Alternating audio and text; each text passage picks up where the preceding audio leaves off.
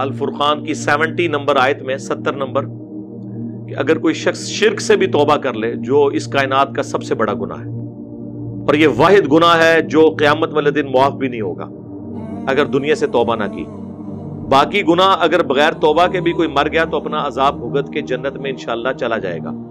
سورۃ النساء کی آیت نمبر 48 اور 116 کے تحت ان اللہ لا یغفر ان یشرک بہ ویغفر ما دون ذلک لمن یشاء۔ لیکن اگر کوئی شخص شرک کر کے دنیا سے گیا تو چاہے وہ اربوں سال بھی جہنم میں جلے، اس کا یہ گناہ معاف نہیں ہوگا۔ اور دنیا میں شرک سے اگر کوئی توبہ کر لے تو سورہ الفرقان کی آیت نمبر 70 میں آیا 70 نمبر میں کہ ہم اس کے گناہوں کو بھی نیکیوں سے بدل دیں گے۔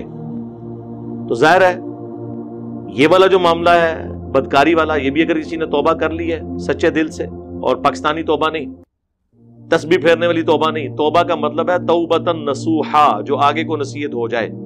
اور آپ کو میں بتاؤں قرآن حکیم تو یہ پاکستانی توبہ کو تو مانتا ہی نہیں ہے۔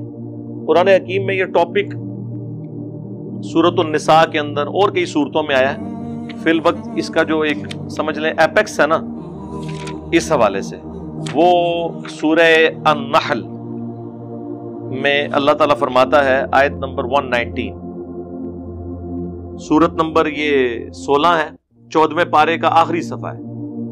ثم ان ربک للذین عملوا السوء بجہالۃ، پھر اس کے بعد تیرا رب ان لوگوں کے حق میں جو جہالت میں نفس سے مغلوب ہو کر گناہ کر بیٹھے،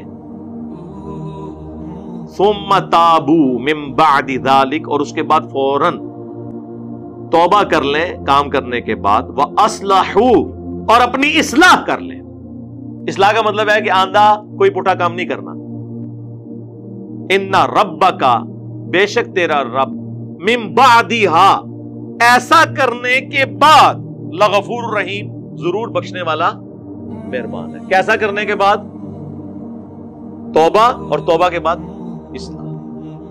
تو خالی تسبیح پھیرنے سے نہیں بلکہ نصیحت والی توبہ، تو توبہ کریں۔